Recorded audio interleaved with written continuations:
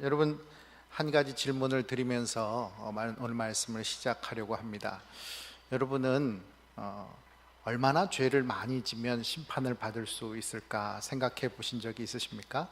사람이 얼마나 죄를 지면 그 사람이 도저히 하나님의 긍휼하심이나 자비하심이나 은혜를 힘입지 못하고 그저 심판받을 수밖에 없는 사람이 될까? 죄의 무게가 얼마나 무거우면 하나님이 그것을 용서해 주시고 용납해 주시지 못하고 이제는 더 이상 안 되겠다 싶어서 버리는 사람이 될까? 얼마 정도 죄를 지면 그렇게 될까요? 중요한 거는 우리가 얼마나 죄를 지어야 되나 이런 거 생각을 잘 안 하시는 이유가 나는 아니라고 생각을 하기 때문이죠. 나는 예수 믿으니까, 나는 교회 다니니까, 나는 그래도 말씀대로 살려고 노력하고 있으니까 이렇게 생각하면서 나는 아니라고 생각하면서 나는 심판과는 관계없는 사람이라고 생각할 수 있습니다.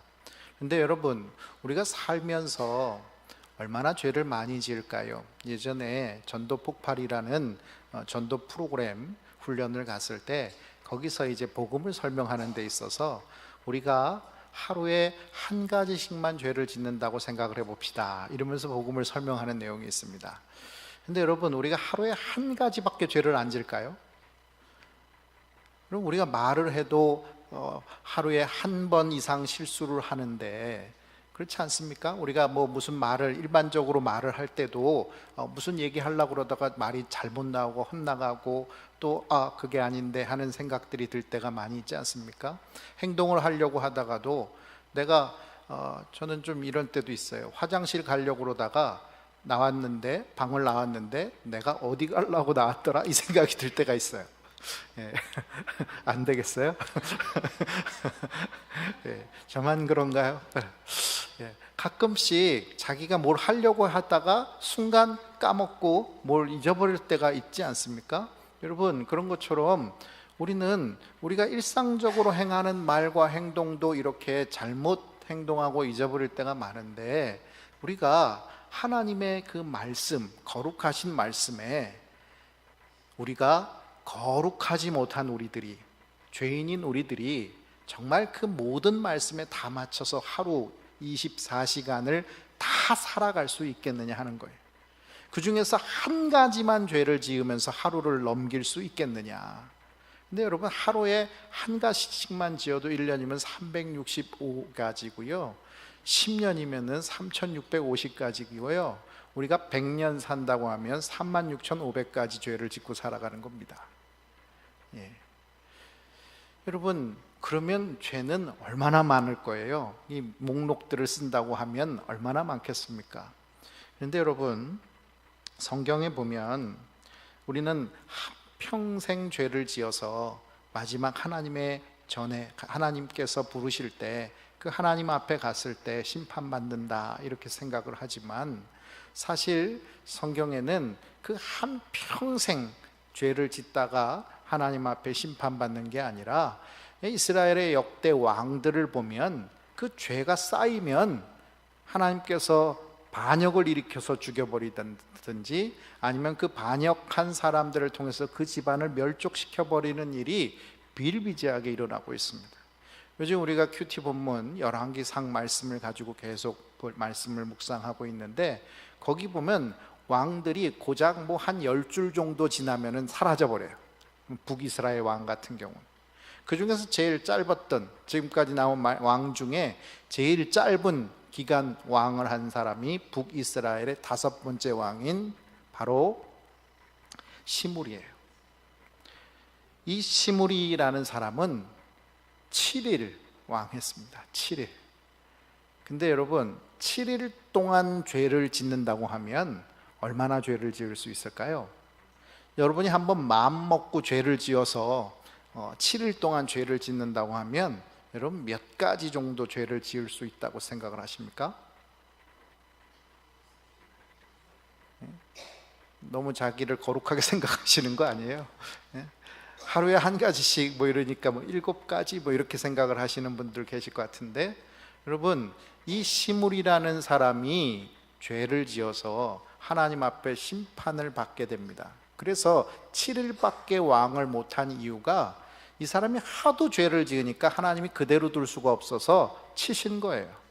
그래서 그 사람에 대한 평가를 열왕기상 16장 19절에는 그가 여호와 보시기에 악을 행하여 범죄하였기 때문이니라 이렇게 말을 하고 있습니다. 그가 7일밖에 왕을 못한 이유는 범죄했기 때문이다, 하나님의 심판을 받아서다 라고 말하고 있다는 것이죠. 그럼 여러분, 우리가 생각해 보면 우리는 한평생 죄를 지어서 그것으로 심판을 받는다 생각을 했는데 7일만 죄를 지어도 심판을 받을 수 있다라는 것입니다. 그런데 여러분, 7일 정도까지는 그래도 참아주시는 걸까요? 그러면 한 6일째 되는 날에 회개하면 계속 넘어가고 하면서 살 수 있을까요? 여러분, 우리 하나님 말씀 베드로후서 3장 8절 말씀을 보면 우리가 잘 아는 말씀이 있습니다. 사랑하는 자들아, 주께는 하루가 1000년 같고 1000년이 하루 같다. 여러분, 이 말 그대로를 하면, 이 말 그대로를 우리가 조금 더 풀어서 생각을 해보면요, 여러분, 주님께서 1000년이 하루 같고 하루가 1000년 같다. 그럼 여러분 생각해 보시죠.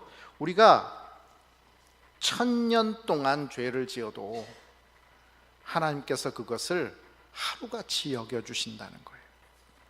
우리를 구원하시고자 하시는 하나님의 사랑이 우리에게 임하면 1000년 동안 죄를 지어도 우리 주님은 그거 하루 죄 지은 것처럼 봐주시는 분이시다라는 것입니다.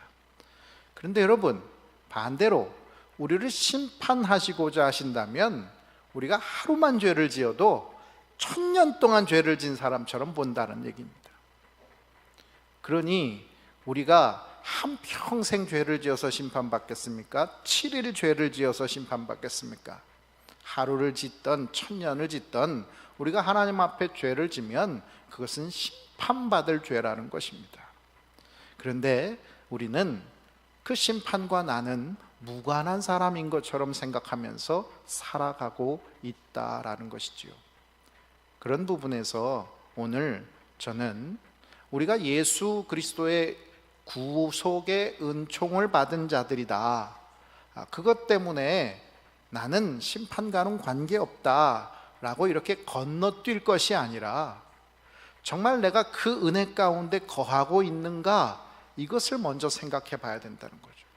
은혜 가운데 거하고 있으면 그 은혜 때문에 구원을 받는 것이지만, 은혜 가운데 거하지도 않고 있으면서 건너뛰어서 은혜는 이미 받은 것이니까 구원받았다 이렇게 생각하고 살아가고 있다면 우리는 진정한 구원을 받고 살아가는 하나님의 사람이라고 말할 수 없을 것입니다.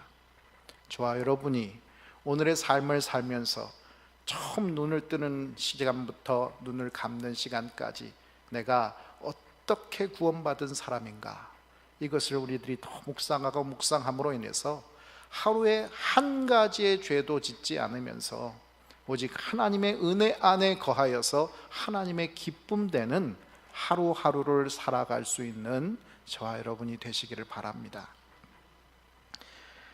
15절의 말씀을 보면, 창세기 19장 15절의 말씀을 보면 동틀 때에 천사가 롯을 재촉했다 이렇게 말을 합니다. 동이 트는 때, 한마디로 해가 아직 뜨기 전에 천사가 일찍 롯을 깨웠다는 거예요. 왜요? 이제 곧 심판이 임하게 될 것이니까요. 그런데 16절에 보면 빨리 일어나서 빨리 갈 생각을 안 하고 롯이 지체하였다라고 성경은 기록하고 있습니다. 그러면서 지체하면서 천사들에게 거래를 하고 있어요. 무슨 거래를 하고 있느냐? 야, 멀리까지는 못 가겠습니다. 그러니 저 가까운 데 소알 성이라고 있으니 거기까지만 가게 해 주십시오. 이렇게 얘기하고 있는 것입니다. 여러분, 지금 하나님이 이 소돔 성을 심판하신다고 그러시는 때에 이 사람은 지금 하나님의 사람을 보고 하나님의 사자들을 보고 거래를 하고 타협안을 제시하고 있는 그런 모습이라는 것입니다. 그런데 하나님께서 은혜 주셔서 그것을 허락해 주셨습니다. 그래서 23절 말씀을 보면 롯이 소알에 들어갈 때에 해가 돋았더라 이렇게 말씀합니다. 얘기한 대로 거래를 제시한 대로 소알성으로 들어갈 수 있게 해주셨다는 이야기입니다. 그런데 여러분, 동틀 때에 깨었고요, 롯은 지체했고요, 그리고 타협안을 제시합니다. 그래서 그 타협들이 완전히 성사될 때까지의 시간들을 생각을 하면, 그리고 소알 땅으로 들어갔으니 이 소알 땅에 해가 들어가자마자 해가 돋았더라 하는 말씀을 보면 동틀 때부터 시작해서 해가 뜰 때까지니까 여러분 그 시간이 얼마나 되겠어요? 여러분 바닷가 같은 데 가면 일출할 때 보면 정말 저 바다 밑에서부터 이렇게 해가 떠오를 때까지, 그래서 해가 딱 떠서 해가 떴구나 할 때까지의 시간이 무슨 몇 시간 걸립니까? 아니에요.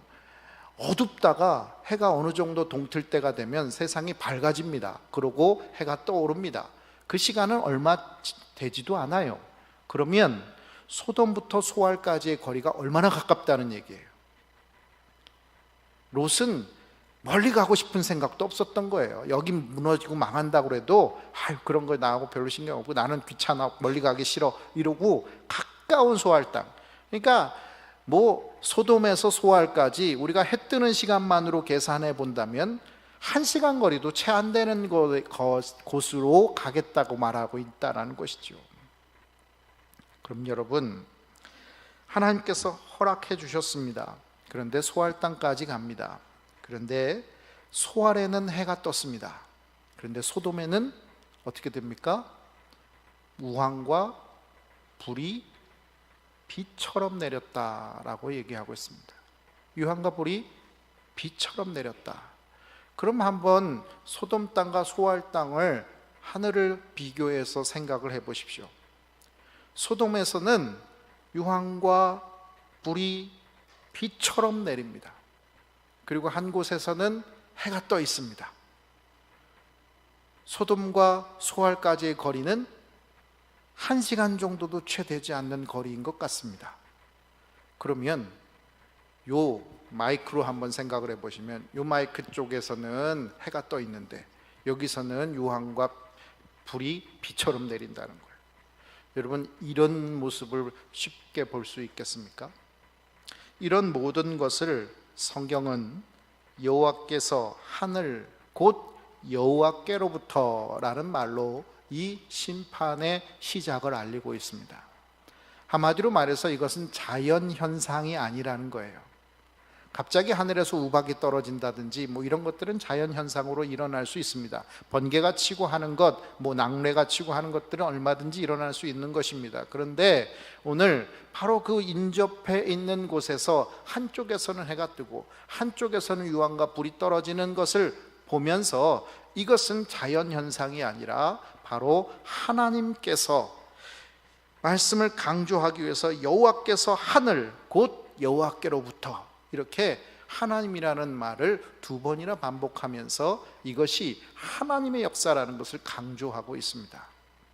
마치 우리가 출애굽할 때 10번째 재앙이 내릴 때에 이 10가지 재앙들이 내리는 동안 이스라엘 땅에 하나님께서 똑같은 일이 벌어지지 않도록 10번째 재앙이 일어날 때 그 애굽에서는, 이집트 땅에서는 그 장자된 자들은 다 죽었지만 그러나 하나님께서 그 양의 피를 문설주에 바른 이스라엘 집들은 다 구원해 주신 것처럼 같은 공간 안에 있지만 하나님의 말씀에 순종하는 집들은 어느 곳 하나 피해보지 않도록 지키셨던 것처럼 오늘 이 소돔 땅의 심판 또한 하나님의 사람, 하나님께서 구원하시고자 하신 롯의 가정은 이 소알 땅은 해가 돋고 나머지 소돔 땅은 유황과 불이 피처럼 내려지게 했다는 것입니다.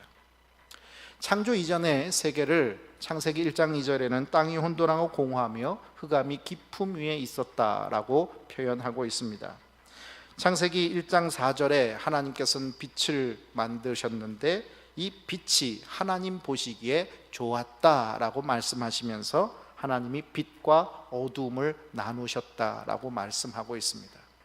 한 곳은 생명의 빛이 떠오르고 또 하루를 시작하는 생명의 시간들이 주어집니다. 그런데 한 곳은 이제 유황과 불이 임하여서 이제 죽음의 어둠이 임하는 땅이 되어버렸다는 것입니다. 하나님께서는 말라기 4장 2절 말씀에 내 이름을 경외하는 너희에게는 공의로운 해가 떠올라서 치료하는 광선을 비추리니 너희가 나가서 외양간에서 나온 송아지같이 뛰리라 말씀하셨습니다.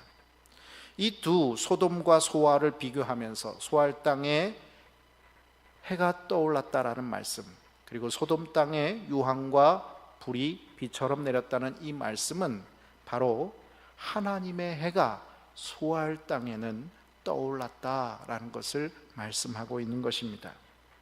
요한복음 12장 46절에 예수님께서는 나는 빛으로 세상에 왔다라고 말씀하십니다. 바로 생명이 있는 곳에는 빛이 있고 예수 그리스도의 복음이 있고 예수 그리스도의 생명이 있는 것입니다. 예수님께서는 나를 믿는 자로 어둠에 거하지 않게 하려 함이로다 라고 말씀하시면서 자신이 빛이신 이유가 바로 어둠에 거하지 않게 하기 위해서다라고 말씀하고 있습니다. 오늘 생명의 빛이 떠오르는 바로 그곳에 우리 모두가 함께 자리할 수 있기를 바랍니다. 우리 25절 말씀 같이 봉독합니다.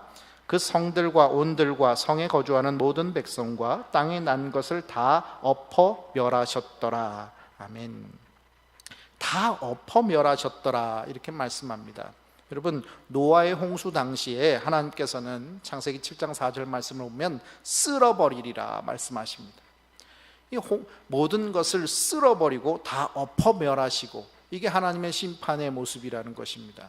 여러분, 쓸어버린다라는 것은 찢다, 지우다라는 의미를 담고 있는 단어입니다. 한마디로 말해서 하나님께서 다 씻어서 더러운 것이 남아있지 않도록 다 지워버리겠다, 흔적조차 남지 않게 하시겠다라는 것이 노아의 홍수 당시에 하나님의 심판의 모습입니다.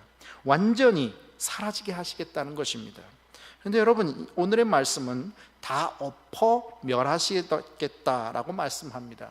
다 엎어 멸하겠다라는 말씀은 뒤집히다, 또 변화시키다라는 의미를 갖고 있습니다. 원래 있던 상태가 완전히 뒤집어져서 새롭게 변해버리는 것을 말하는 것입니다. 그럼 우리 흔히 말하기도 에이, 이 세상 못 살겠다, 뒤집어버려라, 전쟁이나 나서 뒤집어버려라, 뒤집어졌으면 좋겠다, 이런 소리 하지 않습니까? 여러분, 이 세상이 이 땅 위에 건물을 짓고 그 안에서 생활을 하면서 우리는 그 땅 위에서 삶을 살아갑니다. 근데 이것이 뒤집혀진다면 이 땅 위에 우리가 살고 있던 삶의 거처들, 이 모든 것들은 다 사라져 버리는 것 아니겠습니까? 여러분, 지진이 나서 땅이 흔들흔들만 해도 다 무너져 버리는데, 이 땅이 완전히 뒤집혀진다면 이 땅 위에 있던 것들이 남아있을 것이 있겠습니까? 하나님 지금 소돔에 유황과 불을 내리셨습니다. 그러면 여러분, 다 불태워 버리시겠다, 이게 맞는 표현이지 않겠습니까? 우리가 살고 있는 이 땅 위의 흔적들, 이 소돔 땅의 흔적들은 유황과 불이 내리니까 다 타버리고 다 죄만 남게 하겠다, 이게 맞는 것인데, 성경은 다 엎어 멸하시겠다라고 말합니다. 한마디로 말해서 그 죄조차도 흔적이 남지 않게 하시겠다라는 말씀입니다. 왜 이 단어를 쓰셨을까요? 하나님께서는 지금 이 혼잡한 세상의 질서를 뒤집으셔서 하나님의 질서의 땅으로 바로잡으시는 심판을 지금 행하시겠다라고 말씀하고 계시는 것입니다. 이 땅에 자리 잡고 있는 그 어떤 것도 흔적을 남기지 않아서 하나님 앞에 범죄한 세상의 흔적들은 다 지워지고, 오직 하나님께서 새롭게 창조하시는 새 질서의 땅이 새롭게 시작될 수 있게 해 주시겠다라는 말씀입니다. 그런 부분에서 우리는 왜 우리가 모래 위에 집을 지으면 안 되는가 하는 것을 생각해 보십시오. 왜 모래 위에 집을 지으면 안 됩니까? 왜 모래 위에 집을 지으면 어리석은 사람이라고 합니까? 성경은 마태복음 7장 27절에 비가 내리고 창수가 나고 바람이 불면 그 집에 부딪힘에 무너짐이 심하니라 말씀합니다. 모래 위에 집을 지으면 비가 오고 창수가 나고 바람 불 때 그것이 부딪혀서 금세 다 무너져 버린다라는 것입니다.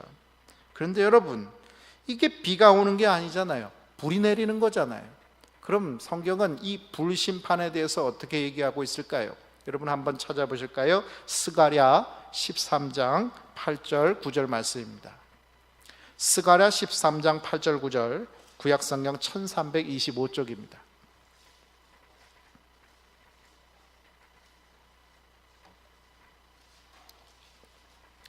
스가랴 13장 8절 9절, 구약성경 1325쪽의 말씀 우리 다 같이 봉독하겠습니다. 여호와가 말하노라, 이 온 땅에서 3분의 2는 멸망하고 3분의 1은 거기 남으리니 내가 그 3분의 1을 불 가운데에 던져 은같이 연단하며 금같이 시험할 것이라. 그들이 내 이름을 부르리니 내가 들을 것이며 나는 말하기를 이는 내 백성이라 할 것이요 그들은 말하기를 여호와는 내 하나님이시라 하리라. 아멘. 여러분, 소돔 땅은 의인 10명이 없어서 불에 다 이제 뒤집혀져 멸해지는 땅이 되었습니다. 그런데 말세의 때에 하나님께서는 우리에게 불심판을 주신다고 말씀하고 계십니다. 그 불심판은 무엇이냐? 바로 우리를 불 가운데 던져서 은같이 연단하고 금같이 시험하시는 불시험인 것입니다. 그때 주의 이름을 부르는 사람들, 그들이 내 이름을 부르리니 내가 들을 것이며 나는 말하기를 이는 내 백성이라 할 것이다. 그들은 말하기를 여호와는 내 하나님이시라 말할 것이다 라고 말씀하고 있습니다. 주의 이름을 부르는 자는 구원을 얻으리로다. 여러분, 오늘 말씀은 바로 이 불 가운데 던져 은같이 연단하고 금같이 시험할 때에 우리가 하나님의 이름을 부르고 우리가 하나님이 나의 하나님이라고 고백할 때 하나님께서는 우리를 모른다 하지 않으시고 내 백성이라 불러주시고 우리를 구원해 주신다는 것입니다. 구원받은 백성은 바로 하나님은 나의 하나님입니다, 그렇게 주의 이름을 부르는 사람입니다. 그러나 심판받을 세상의 사람은 하나님의 이름을 부르지 않고 세상을 바라봅니다.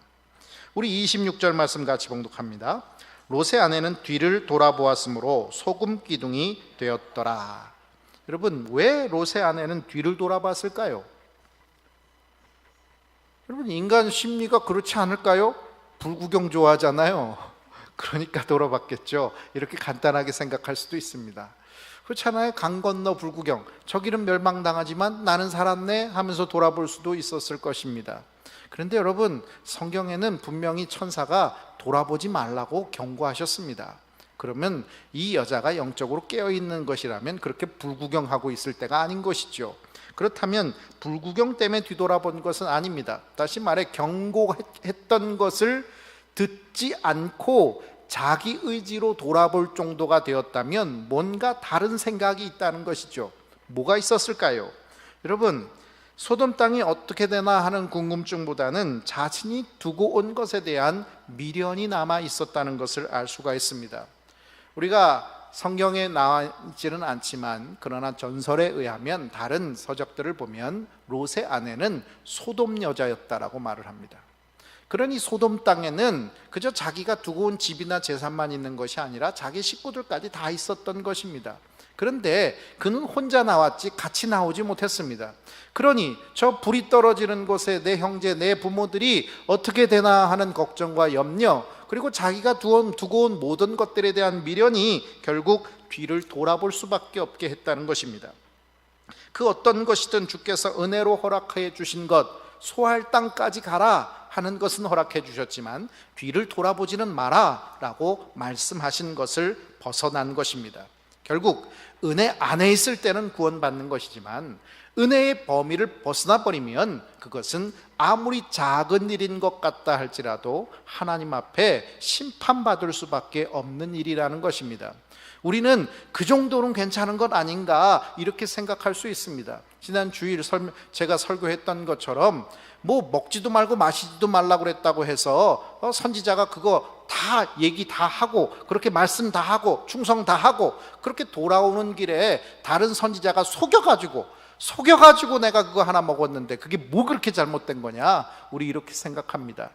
여러분, 그렇지 않습니다.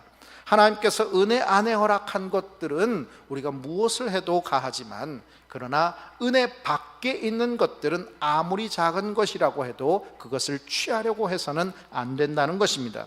그것을 불순종했을 때는 엄청난 큰 죄라는 것을 알아야 합니다.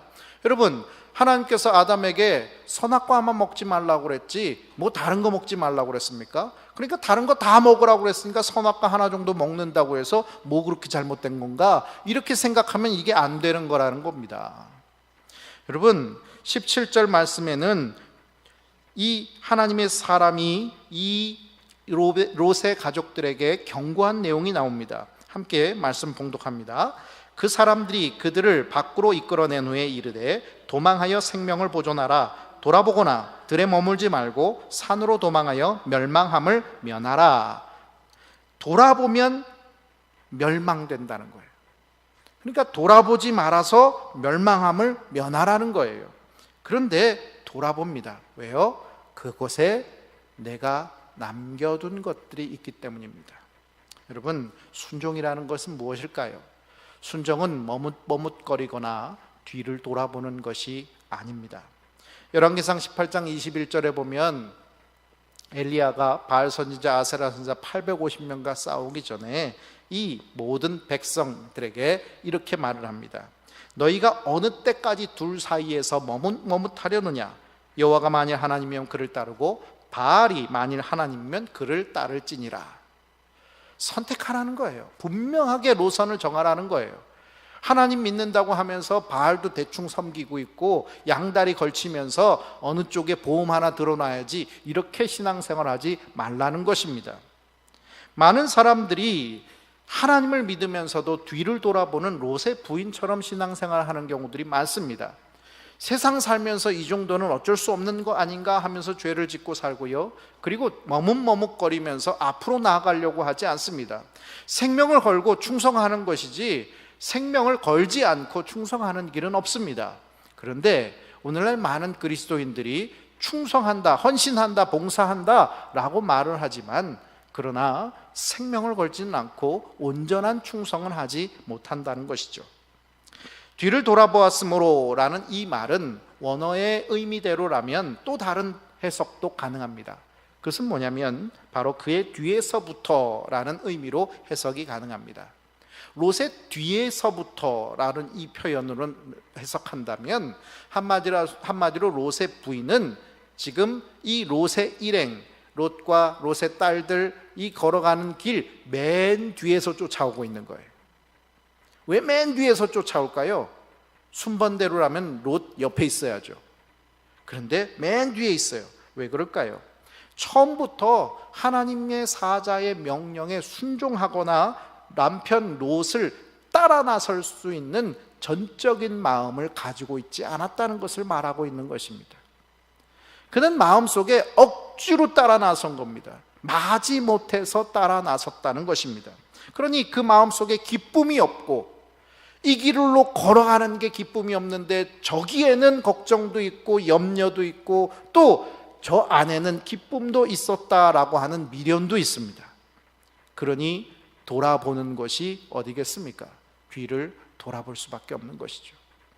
앞을 보면 기쁨이 없는데 뒤를 보면 예전에 나에게 기쁨을 줬던 것이 다 있다는 것입니다. 앞을 보면 앞으로 어떻게 살아야 할지 막막한데 뒤를 보면 내가 붙들고 살았던 부와 명예 권력이 거기 다 있다는 것입니다. 그러니 자꾸 뒤돌아보게 되는 것입니다. 여러분, 예수 믿으면서 왜 자꾸 뒤돌아버리고 머뭇머뭇하게 되느냐? 앞을 보면 십자가의 길이라고 하면서 주님은 쫙 시온의 대로를 보여주지 않으세요. 여러분, 예수 믿으면서 10년, 20년 하나님께서 쫙 보여주셔가지고 너를 앞으로 이렇게 해줄 테니까 따라 나서라 이렇게 하십니까? 아브라함 부르실 때 뭐 말은 거창하게 뭐 바다의 모래 뭐 하늘의 별과 같이 뭐 어쩌고 저쩌고 얘기는 하셨지만 앞에 갔을 때는 가자마자 가뭄이었어요.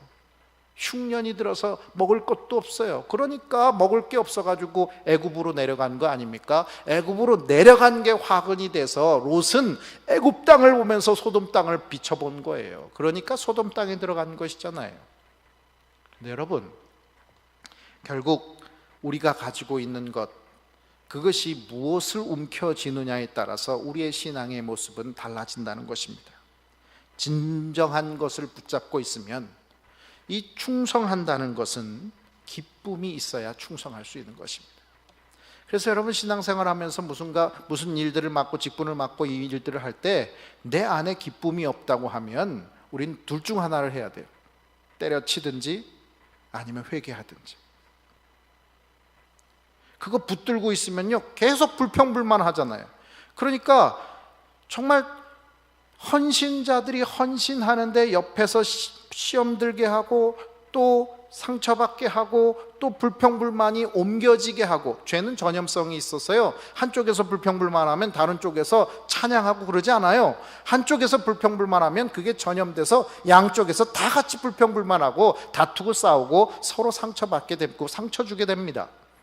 결국은 그 한 사람이 불평불만함으로 인해서, 신앙생활에 기쁨이 없음으로 인해서, 기쁨이 없는데도 그 일을 감당함으로 인해서 이런 문제들이 벌어지는 거예요.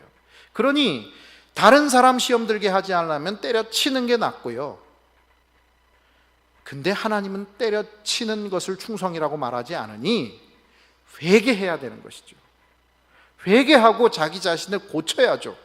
자기가 왜 기쁨이 없는가? 은혜를 잃어버렸구나. 하나님의 명령에 불순종하고 세상을 바라봤구나. 보이지 않는 것들을 보는 믿음의 눈은 사라져버렸고 오직 눈에 보이는 것만 보는 세상의 눈만 번쩍 뜨고 살아가고 있었구나. 이것을 우리들이 생각하면서 회개할 때 주님께서는 우리를 다시 잃어버린 첫사랑을 회복할 수 있게 해주시는 것이라 하는 것입니다. 양다리 신앙은 온전한 믿음을 절대로 가질 수 없습니다. 양다리 신앙은 우리의 기쁨을 뺏어갑니다. 롯의 아내는 하나님의 사자의 심판의 예언을 온전히 믿지 못했기에 그의 경고조차 무시하고 있는 것입니다. 하나님의 말씀을 무시할 때 그 결과는 참혹할 수밖에 없다는 것을 롯의 아내를 통해서 우리는 바라볼 수 있어야 합니다. 우리를 머뭇머뭇거리게 하는 것이 무엇입니까? 우리를 뒤돌아보게 하는 것이 무엇입니까? 그것을 붙들고 살아가지 마시고, 그래서 양다리 걸치고 믿는다라고 보험 하나 걸어놓고 믿는다라고 말하지 마시고 오직 하나님만 붙드실 수 있기를 바랍니다. 바알이 하나님이면 바알을 따르고 여호와 하나님이면 여호와만을 따르실 수 있기를 주님의 이름으로 축원합니다. 소돔 심판 사건의 중심에는 롯과 그의 가족들이 있습니다. 여러분, 이 심판이 일어날 때 심판의 중심에 서 있는 사람들은 롯과 그의 가족들 아닙니까? 근데 이 이야기가 시작될 때는 누구부터 시작됐어요? 아브라함으로부터 시작됐어요. 여러분, 롯이 무슨 하나님 앞에 기도하면서 50명 45명 이런 거 안 했잖아요. 이 소돔을 심판하시겠다 하는 이야기가 시작될 때는 아브라함이 있었어요. 아브라함이. 근데 지금 이 심판이 이루어지는 과정 속에 아브라함은 없어요. 그러더니 갑자기 또 아브라함이 등장을 합니다. 29절 말씀 같이 묵독합니다. 하나님이 그 지역의 성을 멸하실 때, 곧 롯이 거주하는 성을 엎으실 때에 하나님이 아브라함을 생각하사 롯을 그 엎으시는 중에서 내보내셨더라. 아멘. 아브라함은 처음에만 50명이면 되겠습니까? 45명, 40명, 30명, 20명, 10명 이렇게 하나님 앞에 계속해서 간절히 기도하는 척만 하고 사라져버린 것이 아니라 하나님께서 그 아브라함의 기도를 기억하고 계셨다는 것을 성경은 말씀하고 있습니다. 한마디로 말해서 롯이 지금 구원함을 받았는데, 이 소돔 땅에서 구원받았는데, 이 구원받게 된 것은 롯이 이 소돔에 있는 사람보다 의로웠기 때문에 하나님께서 구원해 주는 것이다? 아니라는 것입니다. 그럼 하나님의 말씀에 순종했으니까 구원해 주셨다? 아니라는 것입니다. 그럼 왜 구원해 주셨느냐? 성경대로라면 아브라함이 기도하는 소리를 들으시고 하나님의 긍휼하심이 이 롯을 구원해 주시기로 결정하셨다라는 것입니다. 여러분, 말세의 때에 우리 그리스도인들이 해야 할 일은 무엇일까요? 그것은 바로 이 세상에서 멸망받을 사람들을 하나님께서 구원하시기 원하신다는 그 하나님의 긍휼의 마음을 읽는 일이에요. 한마디로 말해서 세상 사람 구원하는 일은, 한마디로 우리가 완전히 솔직하게 얘기하면 나는 구원받았는데 그게 무슨 관계가 있어? 나는 구원받았으니 끝났지, 이렇게 생각할 수 있어요. 아주 이기적으로 생각하면. 그런데 여러분, 우리가 하나님의 사람이라고 생각을 하면 우리는 하나님께서 어떻게 생각하시는가에 더 주목을 해야지, 내 편한 거 생각하고 내 마음에 맞는 거 생각하고 내 속 시원한 거 생각하면 안 되는 사람들이라는 거예요. 내 속 시원한 사람은 한마디로 내게 원수된 사람이 불심판을 받는 게 좋죠. 나한테 해코지했던 사람이 불에 타 죽는 게 좋다는 거예요. 그게 내 속 시원한 대로 행하는 사람입니다. 내 속에 내 옳은 대로 행하는 사람은, 세상에서 악을 막 저질렀던 사람들은 저렇게 심판받아 마땅하다, 그게 의로운 거다, 이렇게 생각하는 게 자기 속에 내 옳은 대로 생각하는 사람이에요. 그게 의롭다라고 평가하는 거죠. 그런데 여러분, 하나님의 사람은 하나님의 마음을 읽는 거예요. 하나님의 마음을 읽을 때 하나님은 어떤 마음이시겠는가? 심판받아가도 죄를 짓던 사람들이 불에 타 죽어가는 그 신음소리를 들을 때, 살려주세요 고함 소리를 들을 때 껄껄껄껄 웃으시면서, 이놈 자식들 내 말 안 듣더니 그렇게 될 거라고 내가 여러 번 얘기했지, 이제 한번 당해봐라 이놈들아 하면서 웃으시겠냐는 거예요. 하나님은 결코 그런 분이 아니시란 말이에요. 그러니 그 하나님의 마음, 저 심판해야 될 그 땅에도 하나님께서 구원이 임하기를 바라시는 하나님의 긍휼의 마음을 우리가 읽어야 되는 게 하나님의 사람들의 모습이라는 거예요. 그럼 그것을 읽기만 하면 끝나느냐? 읽었으면 우리가 그들을 구원해내기 위해서 기도해야죠. 아브라함의 기도가 50에서 45, 40, 30, 20, 10 6번이나 바꿔가면서도 하나님 앞에 간구하는 것을 하나님이 다 들어주시는 이유는 그만큼 하나님이 간절함이 있는 거예요. 그들을 살려내고자 하는. 아브라함은 그것을 읽은 거예요.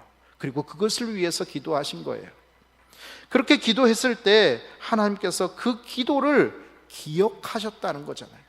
그래서 의롭지도 않은 롯, 말씀도 온전히 순종하지 않은 롯, 그래서 소할 땅으로 가겠다라고 타협이나 하는 롯, 그 롯을 구원해 내주셨잖아요. 오늘 우리가 해야 될 일은 무엇일까요? 우리가 기도해도 안 된다라고 포기하고 있는 사람들, 특별히 우리의 가족들, 우리의 자녀들, 남편들, 아내들, 부모들, 여러분, 믿지 않고 하나님을 알지 못하는 상태로 살아가면서 이 세상에서 소돔과 같은 돈이나 명예나 권력이 최고라고 생각하면서 살고 있는 사람들, 그것이 우리의 가족이라고 한다면 우리가 그래도 언젠가는 돌아오겠지 하면서 마음 편하게 살 게 아니라, 여러분, 하루가 천년 같고 천년이 하루 같은 주님이시라면 이 하루 그들이 죄악을 저질렀다 할지라도 천년의 죄를 진 것처럼 하나님께서 심판하실 것이라는 생각을 한다면 우리가 어떻게 마음 편하게 그들을 언젠가는 누군가에 의해서 구원받겠지, 하나님이 사랑하시니까 책임져 주시겠지, 이렇게 생각하겠느냐 말이에요. 물에 빠져서 죽어가는데 그 죽어가는 사람을 바라보면서 그게 내 아들이고 내 딸인데 누군가 소방서 좀 불러주시고 소방관은 좀 들어가서 구해주겠지라고 마음 편히 기다릴 사람이 어디 있습니까? 들어가서 구원해내야죠. 우리의 기도가 우리의 가정을 살리고 내가 만나는 모든 사람을 살리는 생명의 기도가 될 수 있길 바랍니다. 그래서 하나님께서 누군가를 불쌍히 여겨서 건져주실 때에 그 사람 때문이 아니라 바로 우리가 기도해서 우리가 기도하는 것을 기억하신 하나님께서 하나님의 마음을 읽고 기도하는 그 기도를 통해서 우리 하나님의 긍휼하심이 그들을 구원해 내시는 놀라운 생명의 역사가 일어날 수 있기를 바랍니다. 저와 여러분이 기도의 지경을 넓혀가고 영적 영향력을 넓혀가 생명을 구원하는 생명의 구조선의 역할을 감당하는 믿음의 교회가 되시기를 주님의 이름으로 축원합니다. 기도하겠습니다. 하나님 아버지, 감사합니다. 오늘 우리가 살아가는 삶 속에서 죄나 저지르면서 이곳저곳 기웃거리고 머뭇거리면서 뒤나 돌아보면서 돈, 명예, 권력이나 추구하면서 그렇게 하나님과 관계없는 것을 쌓아가다가 하나님께서 치실 때, 불에 태우실 때, 뒤집어 엎으실 때, 쓸어버리실 때 다 쓸려가고 흔적조차 사라지는 우리들 되지 않게 하여 주시옵소서. 이제 주님, 오직 주님 앞에 생명을 걸고 충성하며 주님 주신 말씀만을 순종하고 따르며 오직 하나님 말씀하신 대로 살아감으로 말미암아 우리가 생명의 구원자들이 되게 하여 주시옵소서. 주님의 마음을 읽을 수 있도록 지혜 주시고 아버지 하나님께서 보여주시는 것을 보는 믿음의 영안을 열게 하여 주시옵소서. 주님의 마음이 우리의 마음으로 읽혀지게 하여 주셔서 아버지, 구원해야 될 사람들을 우리들이 기도함으로 그들의 생명을 위해서 기도하고 우리가 만나는 모든 사람들을 위해서 눈물로 기도함으로 말미암아 아버지 하나님, 이 땅에서 승승장구하는 사람들, 그러나 그 영혼은 메말라 죽어 있는 사람들을 우리들이 다 구원해낼 수 있는 하나님의 생명선이 될 수 있게 하여 주시옵소서. 예수님의 이름으로 기도합니다. 아멘.